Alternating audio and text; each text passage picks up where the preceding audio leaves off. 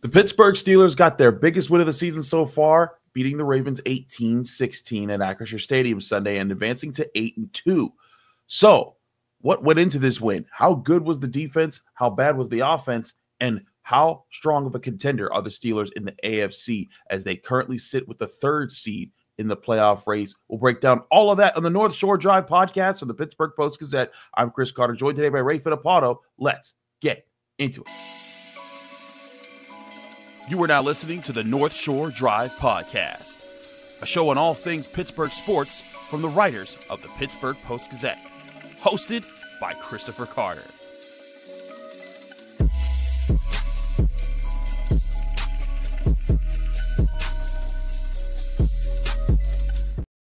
Hello and welcome to the North Shore Drive podcast on the Pittsburgh Post-Gazette. I'm your host, Chris Carter, joined today by Ray Fittipaldo, one of our great Steelers beat writers. You can get all of our written work at the Pittsburgh Post-Gazette by visiting post-gazette.com. Subscribe today to get all our coverage there in the Pittsburgh area on your Steelers, Pirates, Penguins, Pitt, all things Pittsburgh sports. And as always, you can find this show on your favorite podcasting apps and on YouTube. Like this if you enjoy it. Subscribe to this channel to get all of our Monday, Wednesday, Friday episodes of the North Shore Drive podcast, as well as the daily content that comes out from all of our sports writers here at the Pittsburgh Post-Gazette.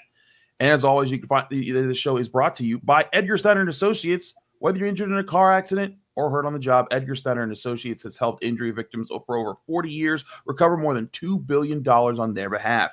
If you or a loved one have been seriously injured in an accident, call 1-800-94-EDGAR or visit www.edgarsnyder.com for a free consultation. And remember, there's never a fee unless they get money for you. Ray, we were both there at Acrisure Stadium. The Steelers deliver a very strong win against a very good Ravens team, holding them to 16 points. This defense came to work in this game. And I know that there's, people are going to point out, oh, well, they gave up a touchdown, late in the game there. But this was a Ravens offense that was on a historic pace with how they were leading the league. Lamar Jackson, going into this week was leading the league in touchdowns, and they held him to just one in this game. Derrick Henry, who's been the best running back in football yet again, they held him to one touchdown. He really had one big run in this game. But what I thought was really interesting, when we talked to player in the locker room, and you looked at how this game played out, everyone kept pointing out there was no one person that stood out. There was no T.J. Watt getting 5 sacks. There was no Minkah Fitzpatrick getting 3 pick sixes. There was no Cam Heyward destroying everything by himself. It was a person by person. Everyone was responsible. Everyone put their hand in the pile, and this was what you could get if this defense all chips in on the same game and plays to their potential. Yeah, Chris, it was systematic. Everyone, as you mentioned, followed their assignments. I know we were in there, I think it was last Thursday, and Cam Heyward was talking about just the integrity of the rush lanes against Lamar Jackson, how important that is in this matchup every year. And I guess we shouldn't be surprised anymore that the Steelers have so much success against Lamar Jackson. They really know how to keep him in the pocket. I think he's most dangerous when he's outside the pocket, and when he's able to create, and those receivers can run and get open on the scramble drill. But for the most part, other than a few occasions yesterday, they kept him hemmed in, and he wasn't a factor that he usually is. So kudos to Mike Tomlin and Teryl. They've got that formula. They don't stray too far from it. And you mentioned it. They were averaging 32 points per game coming into the game, Chris. Half that amount yesterday. And that's including that late touchdown that they needed, I think, with like 66 seconds to go. And I thought when you looked at a lot of the younger guys, too, who contributed in this game, and also new faces, Nick Herbig punching the ball out on the first possession of the game. Patrick Queen, who talked this week how big a game this was for him, ripping the ball out just before halftime, giving them that field goal. If he doesn't get that, they might not win the game because it gave them a field goal right before the half. They won by 2 in this game. Payton Wilson with his insane interception. I thought the Devin Bush interception of Lamar Jackson way back in 2019 was one of the craziest things I've seen. That was even crazier. And those are all 3 guys that just got to the Steelers either this year or last year. And then even Joey Porter Jr. on the 2-point conversion when the Steelers called timeout because they had an idea of what the Ravens were running. And then Lamar Jackson, they get him to roll to his left. And who's there? Joey Porter Jr. presses him right away, forces him to kind of just throw up a prayer of a lob and it just falls to the ground. This was not just the stars, not just the veterans on the team that know this defense inside and out. This was everyone across the board understood the assignment and delivered in a big way. I think it's a big point for this defense should be able to do this to any offense it faces when it embraces that. Yeah, I think there's been a lot of attention paid to the Steelers remaking their linebacker core in the last couple of years. I think you see that speed show up every single week. I mean, Patrick Queen, with his play sideline to sideline, led the team in tackles for the second consecutive week. And how about Payton Wilson just running down the field step for step with the running back, making that crazy interception? I mean, there's not a lot of linebackers overall, much less a rookie linebacker, who's able to make that play that he made. So all of his teammates were impressed by that. And I just think let's include Nick Herbig when we're talking about the outside backers. Mm-hmm. That speed off the edge is real.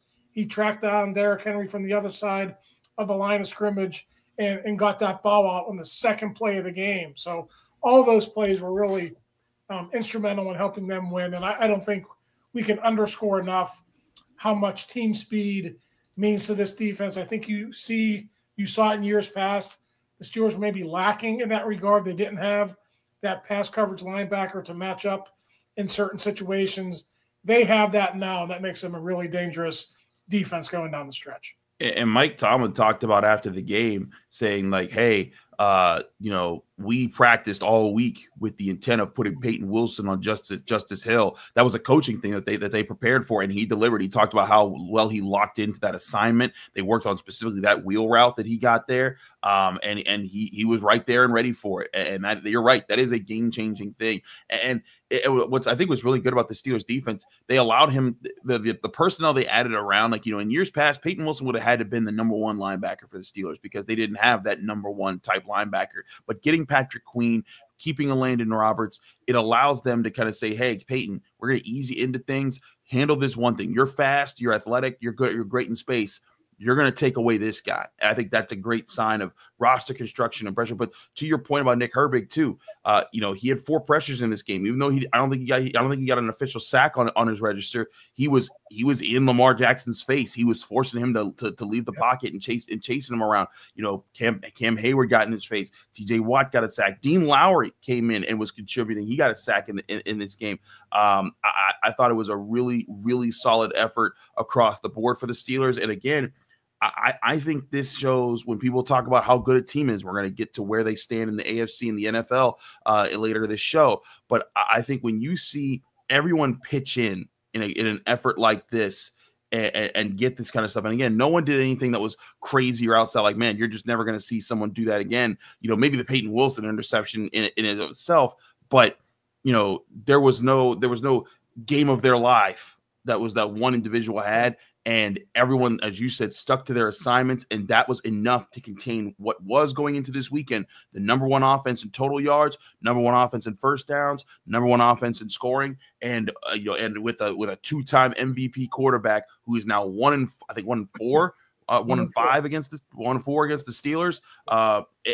And Ray, I also think there's something to coaching when you look at this rivalry, and for the last 9 straight games, these Steelers-Ravens games have come down to a single possession, and somehow the Steelers are 8-1 in those 9 games. Yeah, I mean, Mike Tomlin really has John Harbaugh's number. I don't think there's any denying that at this point. Listen, it could turn at any time. All these games are one-possession games. How many of these have come down to a 2-point conversion? I think, 2 in the last 6 meetings, if you want to go back a couple of years, how many come down to field goals? So that can change at any time. But, Mike Tomlin has done a tremendous job against the Ravens in recent years. And let's give credit to the secondary as well. We talked about, we always talk about how rush and coverage work together. Well, the few times that Lamar Jackson was able to escape the pocket and create time for himself, he didn't have a lot of options down the field. I know Zay Flowers had the one drop. Aguilar had the one down the field that came back on a penalty. But other than that, the Steelers did a really good job of, just pasting those receivers on those scramble drills. I wanted to mention that because I thought the secondary kind of got lost in the shuffle yesterday when the linebackers grabbed all the headlines. I thought it was a really nice job for the most part by Joey Porter, Minkah Fitzpatrick, all those guys in the back end. I agree with you, especially when you talk about Minkah Fitzpatrick. A lot of people, I think, are still getting on this guy because he hasn't gotten an interception. But more and more people have been pointing out when you look at the numbers, the Steelers aren't giving up passes down the middle that much. They are defending that area very well. And the only time that they do give up passes down the middle is usually when he's playing somewhere to the outside or he's helping cover a tight end or something else. But Minkah Fitzpatrick, Beanie Bishop, Dante Jackson, even though he gave up that touchdown, there was an early play where they tried to go after him when he was one-on-one with Dante Johnson, and he blanketed him. And I was like, I remember there was a trade with those two guys just earlier this offseason, when they were flopped, and people were like, oh, it's a terrible trade. And here he is making plays for the Steelers secondary, and Deontay Johnson, this is his third game with the Ravens, and he still had no catches again. So I think across the board, the defense has a lot to be proud of and a lot to carry, but they got to turn it around quickly because you got the Browns this Thursday. We'll talk about how the offense needs to turn things around because they were not as strong, but I do think there were some good points in this offensive performance. I want to talk about those with you, Ray. But first, we'll remind you, this show is brought to you by Edgar Snyder Associates. If you're injured in an accident, you're probably wondering what's next. Well, for over 40 years, Edgar Snyder Associates have helped injury victims answer that very question, what's next? Whether it's gathering evidence, collecting medical records, or dealing with insurance companies, Edgar Snyder Associates have helped over 75,000 people handle the what's next question. Call 1-800-994-EDGAR or visit www.edgarsnyder.com for a free consultation. And remember, there's never a fee unless they get money for you.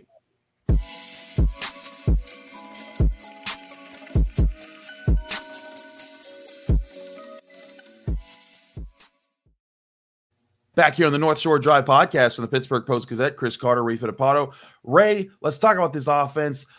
This offense sputtered a lot in this game, failed in the red zone. I think they had 5 red zone trips, and they got 0 touchdowns out of them. 4 red zone trips, excuse me, and 0 touchdowns out of them. They were 25% on third downs, 4 of 16. Russell Wilson talked about they needed to clean things up after the game, but I thought Patrick Queen was just blowing smoke when he was talking. When I asked him a question about the defense, continuing to make plays while the offense struggled, and he said actually the offense really helped us with time of possession. And I was like, meh, okay, I guess they probably won by 1 minute. Ray, they outpossessed the Ravens by about almost 14 minutes here, and that's almost a quarter of play that the Steelers had the ball that the Ravens didn't. And I was looking at it and I was like, man, he was right, especially when you look at the second half and the drives that they had. And yes, they need to finish with touchdowns, not field goals. That's not going to win you every game. But you look in the third quarter and 4 straight drives of 8, 10, 9 and 9 plays. Those are drives where they were able to hold on to the ball, and it made it so at the end of the game, the Ravens only had 1 drive in the third quarter and 3 drives in the fourth. They didn't get those extra opportunities that maybe they would have gotten in the past couple years against the Steelers, and maybe those are the plays where that's where they get their points and they beat the Steelers, or that's where it requires a Herculean effort by someone on defense. What did you see in the second half that the Steelers did adjust to that allowed them to move the ball at least somewhat? I just thought they stuck with their running game. The running game was tough sledding in the first half. By game's end, they had 122 yards, Chris. And, the way it was going early, I didn't know if they were going to get there. I'm thinking, okay, they're going to have to maybe open up, let Russell throw the ball a little bit more. But, Arthur Smith and Mike Tomlin had a plan. They wanted to stick with the running game. They were able to do that. And I thought there were 3 big passing plays, really. And I think they were all in the second half, if memory serves correct. You had the long ball, 37-yarder to George Pickens down the sidelines. I thought that was a huge play, set up a field goal. And then you had 2 to Darnell Washington over the middle. The one was kind of a scramble drill. Yeah. Russ was under pressure, just kind of sidearmed it. And Darnell made a really nice catch. So, those 3 plays, I think they came at critical times, helped them set up field goals. Of course, you want to get touchdowns, Chris. But, I thought for the most part, they were better in the second half. They did control the ball. And what did Mike Tomlin say afterward when somebody asked him about his offense? He said, W. That's sometimes all you got to do is win. It wasn't one of their better days, but they got it done, and that counts for something.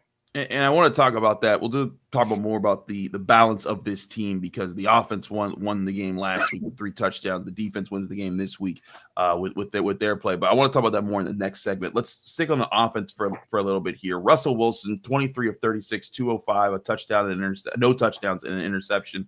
I thought the interception was just a quick judgment. He said he tried to throw like a little alley-oop just to Darnell Washington. Darnell, I think, didn't jump for it, and that was like a tough moment. Maybe if Russell Wilson gives it a better lob, it's a better situation there. But just one of those mistakes that it took 3 points off the board for the Steelers, and it was costly. But on top of that, I thought there were some plays Russell Wilson didn't see, but I also thought he dealt with a lot of pressure. I thought the Ravens put a concerted effort to disrupt everything about the Steelers' offensive line. They threw blitzes from all over the place. Owe had 3 sacks in this game, and he kept being moved left and right and everywhere and all around. They were sending blitzes. Actually, he had 2.5 sacks. Now that I see, I guess that was adjusted. But they were moving guys everywhere. They were blitzing guys everywhere. They were forcing this offensive line to communicate, and they were able to do that. But Russell Wilson, I felt like he managed the pressure as well as he can, despite getting sacked a lot in this game.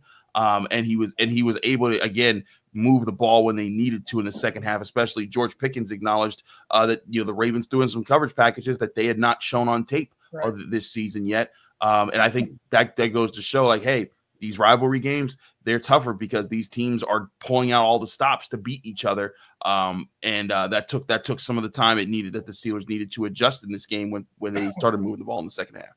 Yeah, I think that's what you saw in the first half. Correct me if I'm wrong. I think 3 of those 4 sacks came in the first half. Mm-hmm. And, that jives with what George Pickens was talking about. The Ravens had some different wrinkles that the Steelers maybe hadn't seen. And I think the Steelers, probably took a half to get used to that and to make those adjustments. So, I thought for the first time yesterday, Chris, we saw Russell Wilson holding the ball become a negative for the Steelers. I think we've seen that in the past, and Russ did a really good job of either throwing the ball away or making a play down the field. Yesterday, I thought that resulted in more sacks, and then he was even pressured early on that interception. He had to escape the pocket, run around, and try to make a play there. So, the offensive line I thought did better in the second half, but overall, I still think there's some reason for concerns there. I think other teams are probably going to copy what the Ravens did, and the Steelers are going to have to be ready to counter that in the coming weeks. They are, and I think that's one thing that you have to see from this offense is their ability to adjust. Russell Wilson came out for 3 games. They averaged 30 points in those 3 games, and this is the first time their offense struggled. How do they bounce back? How resilient are they? The Steelers used Justin Fields. Before we move into the bigger picture thing, I want to ask you about what you saw to Justin Fields, their willingness to use him. I thought it made a difference, especially when at the end of the game, even though he did slide early on that one run, it forced them to have to go back out there. The yards he got on the 2 runs that he had changed the game for the Steelers. I know it was just in small ways, but he turned a 2nd and 11 into a 3rd and 3 and set up a Chris Boswell field goal, and he turned I think it was another 2nd and 11 into a 3rd and 1. If he slides a little bit later, or at least just dives forward, he gets a first down, and they don't have to run the ball with Najee Harris at the end of the game. But I think that Justin Fields, I know that they've probably been very cautious about deploying this while they're figuring out the rest of the offense. But I think Justin Fields has given Mike Tomlin and Arthur Smith good reason to say, hey, let's throw that package in a little bit more often, maybe even in the red zone, to keep teams guessing about what we could do, and not just for the simple QB option run, but also to set up maybe some passes where teams get so caught up in looking for the run that they make a mistake and he gets a wide open receiver somewhere.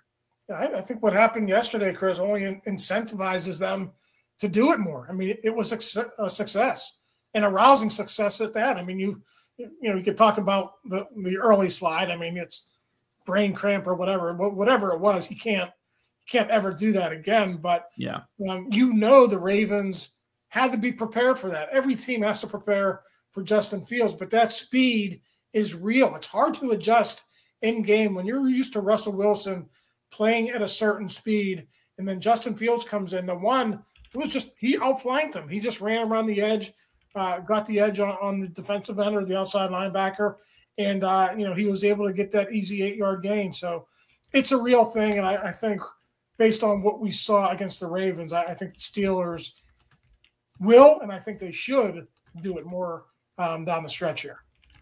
I agree with you there. I want to talk about the big picture here because the Steelers are 8-2, and they are now 2 games into the second half season gauntlet that we've been talking about, and they're 2-0.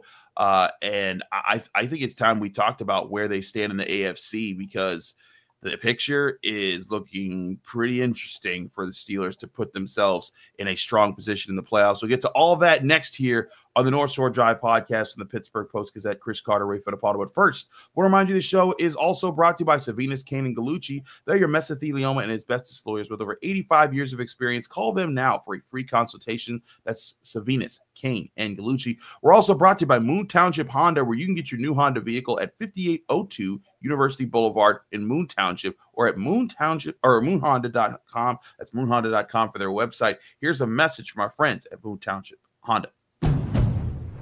To build the Honda CR-V Hybrid, we took everything you love about the CR-V and kicked it up a notch with greater power for a CR-V unlike any before. Adventure confidently with Honda, car and driver's most awarded brand in 10 best history. The CR-V and CR-V Hybrid, part of the Honda line of rugged vehicles. Visit your local Honda dealer where new vehicles are arriving daily. Buy online or reserve from select Honda dealers.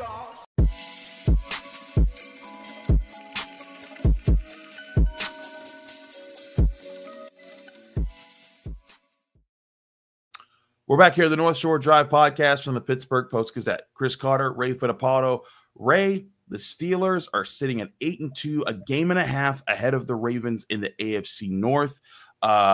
They stand a really good chance to win this division, and to really, and one they can very easily make this a two-division race soon, because the Bengals lost to the Chargers in stunning fashion on Sunday Night Football.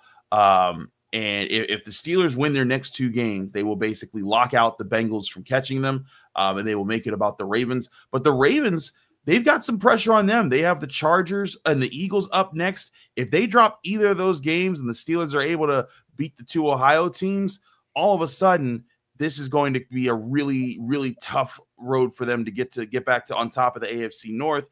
But even outside of the AFC North, Ray, as you pointed out shortly after, as soon as the game ended yesterday, or the Chiefs game ended yesterday, because that's when we saw that the Buffalo Bills beat the Chiefs. They now control their own destiny to get to the 1 seed. And when was the last time we thought that? I mean, 2020, yeah. I guess. But geez, I don't think anyone ever talked about that being a possibility for these Steelers.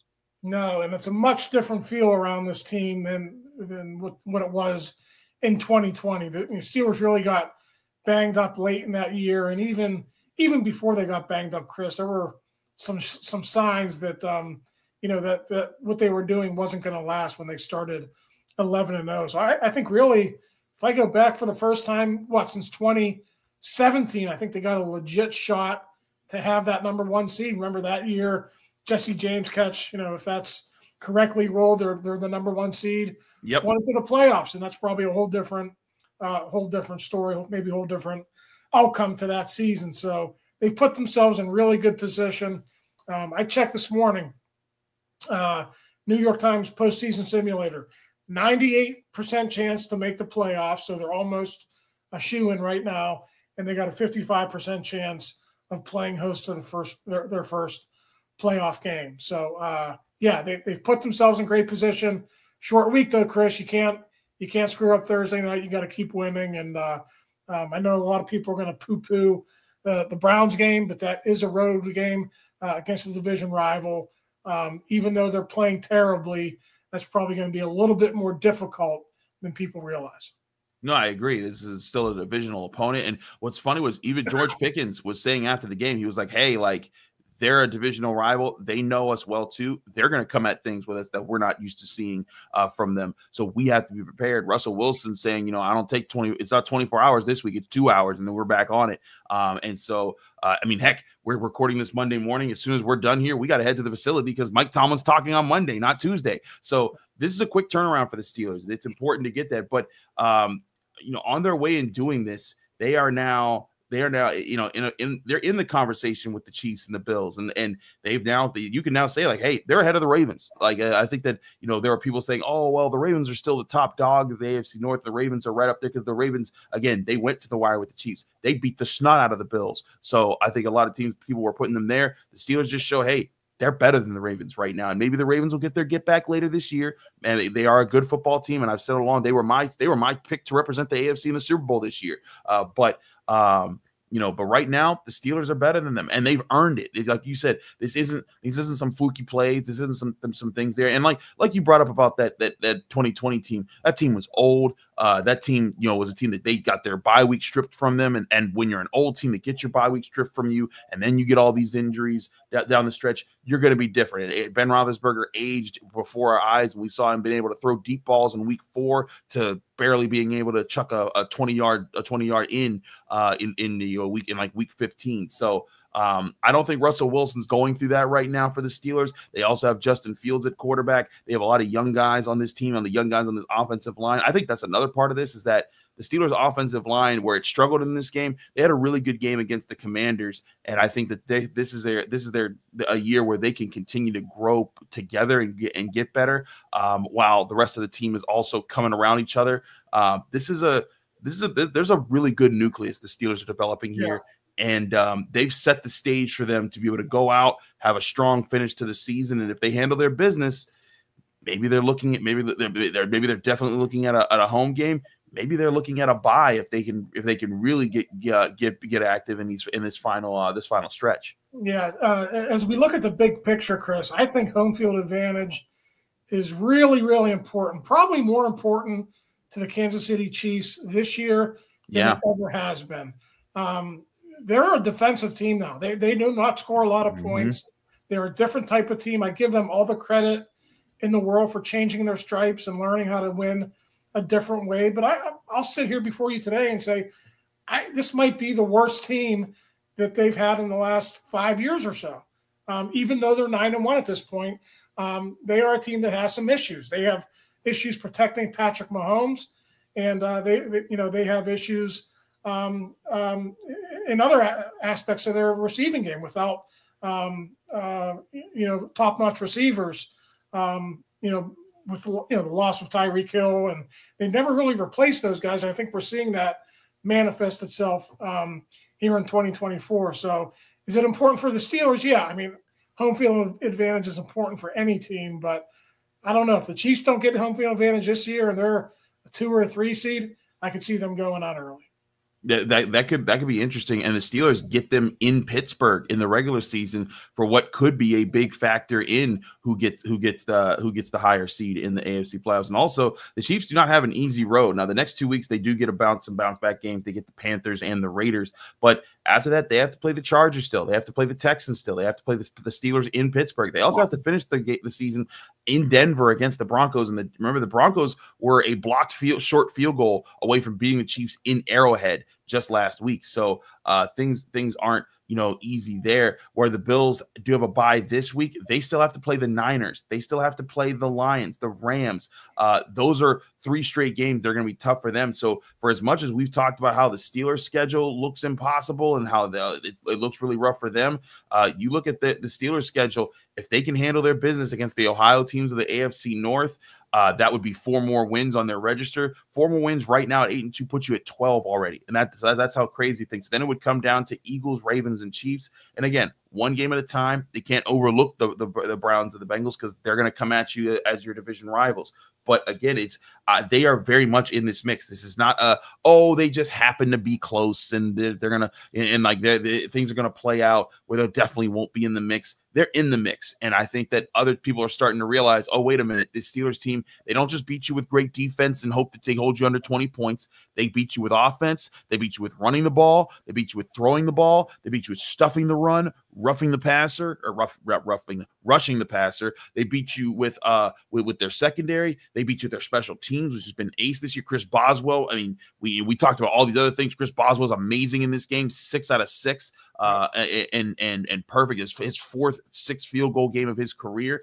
Corliss Waitman, the punter, who they brought in because their punter got hurt at the start of the season, has come in and he's delivered in such a big way. He had a 71-yard punt in his last game.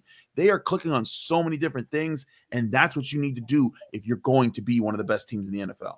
Yeah, I think what Sunday's win did, it takes us from, are the Steelers going to make the playoffs? No, we know they're going to make the playoffs. Now the final 7 games, it's all about seeding. How high can you get? Do you get that home playoff game, or do you slide back down to where they've been the last couple of years, opening the playoffs on the road? I think right now, Chris, after what they've done through 10 games, to me it would be disappointing right now if they didn't win the division and didn't get that home playoff game. They put themselves in position. Now they got to go out there and finish it over the final 7 weeks. We'll see how they do that. Again, Mike Tomlin speaks later today at noon. We'll be covering that for the Pittsburgh Post-Gazette. We'll have all your reactions here, and we'll be covering the Steelers on their short week before they have to get right back out there and play the Browns in Cleveland, where Ray and our team of reporters will be there. I'll be at the Greenbrier getting ready to cover Pitt basketball because they got a big tournament. But you can get all of our sports coverage here at the Pittsburgh Post-Gazette at post-gazette.com. Ray, thanks so much for joining me. And thank you all for joining us here on the North Shore Drive podcast, which you can find on your favorite podcasting apps and on YouTube. Like this video if you enjoy it. Subscribe to this YouTube channel to get all of our Monday, Wednesday, Friday episodes, as well as our bonus content and all of our daily content that comes out from all of our sports writers here at the Pittsburgh Post-Gazette. Back Wednesday with more here on the North Shore Drive podcast for the Pittsburgh Post-Gazette. Thank you for tuning in to another episode of the North Shore Drive podcast from the Pittsburgh Post-Gazette. If you watch this video on YouTube, please like the video and subscribe to our channel. For all the sports coverage from the Post-Gazette that we have to offer, visit post-gazette.com.